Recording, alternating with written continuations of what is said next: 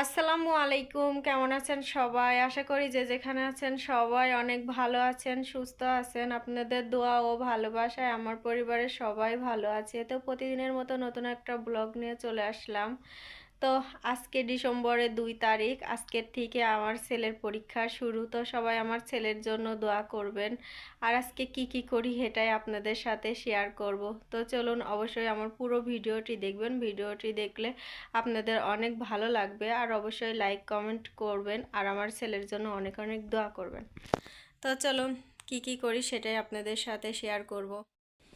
এই যে ছেলেকে নিয়ে পরীক্ষা দিতে চলে আসছে। আর ছেলে তো অনেক দিন অসুস্থ ছিল, আপনারা সবাই জানেন। অনেক দিন পর পরীক্ষা দিতে আসছে। তো সবাই আমার ছেলের জন্য দোয়া করবেন। আর এই যে বৌদি তো অনেক ভালো মনের একটা মানুষ।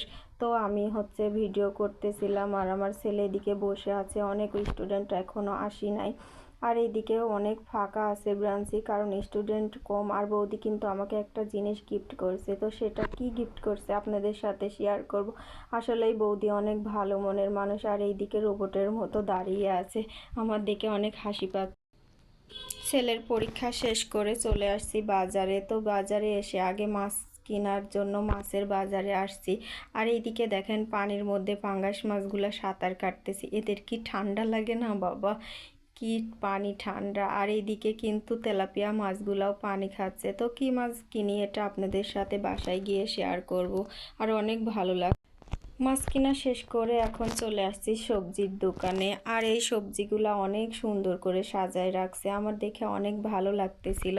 আসলে এরকম ভিডিও আপনাদের সাথে শেয়ার করা হয় না, তো ভাবলাম যে আপনাদের সাথে শেয়ার করে আপনাদেরও অনেক ভালো লাগবে। আর এত পরিমাণ সবজির দাম, যেটাই ধরি হাত দিচ্ছি সেটারই অনেক দাম। আর এখানে আমার ছেলে হার্ডবোর্ড বুকে করে দাঁড়াই আছে। আর এখানে আমি সবজি কিনতেছিলাম আর ভিডিও করতেছিলাম। অবশেষে বাড়িতে চলে আসছি। তো ভাবলাম যে আপনাদের সাথে কি কেনাকাটা করছি সেটা শেয়ার করি। আর এই যে টমেটো, আর এইদিকে নতুন আলু উঠে গেছে। তো আমি নতুন আলু কিনে নিয়ে আসছি, কারণ তেলাপিয়া মাছ দিয়ে রান্না করার জন্য। আর পুরাতন আলুরই 90 টাকা কেজি। তো এই জন্য নতুন আলুই কিনে নিয়ে আসছি। আর এই যে তাজা তেলাপিয়া মাছ কিনে নিয়ে আসছি। তো অনেক দিন আমি বাজারে যাই না, এইবার ছেলেকে নিয়ে আবার বাজারে গেছি। আর এইদিকে ফুলকপির দামটা 50 টাকা। ভাবা যায় যে ফুলকপি 20 টাকা, 15 টাকা, 10 টাকা করে সেই ফুলকপির দাম, বা 50 টাকা। তো এইগুলাই ছিল আজকের বাজার। তো আরও কিন্তু কিছু কেনাকাটা করছি। এইদিকে বিস্কুট কিনে নিয়ে আসছি, কারণ ঠান্ডা সকালে চায়ের সঙ্গে খাইতে লাগে।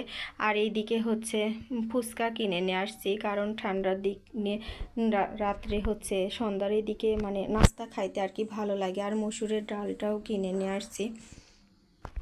এই যে আমি সব কিছু জোগাড়জান্তি করে নিছি, কারণ দুপুরে রান্না করতে হবে। আমি যেহেতু একা, সব কিছু আমার একা হাতেই করতে হবে। আবার ছেলেকেও পড়াইতে বসাতে হবে।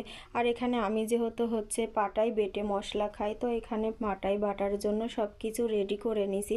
আর ওইদিকে তো আমি চুলার উপরে মাছ ভাজার জন্য দিয়ে দিছি। এই যে মাছটা ভাজি করতেছিলাম সুন্দর করে, কারণ আমার হাজব্যান্ড আবার ভালোভাবে মাছ ভাজা না হলে সে একদমই খাইতে চায় না। তো মাছ এক পিঠ হয়ে গেছে, এখন আমি ছুন্নি দিয়ে উল্টায় দিতেছিলাম। তো আজকে আর কোনো রান্নার ভিডিও শেয়ার করব না, কারণ অনেক দেরি হয়ে গেছে।